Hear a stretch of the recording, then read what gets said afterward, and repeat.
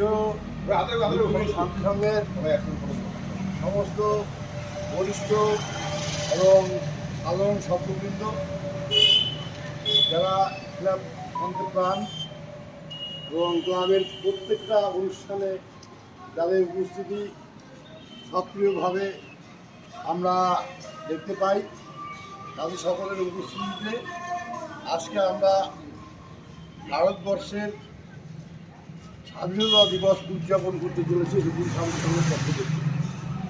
ধূপগুড়ি শান্তি সংঘ আজকে ভারতবর্ষের ৭৭তম স্বাধীনতা দিবস পালন করছে।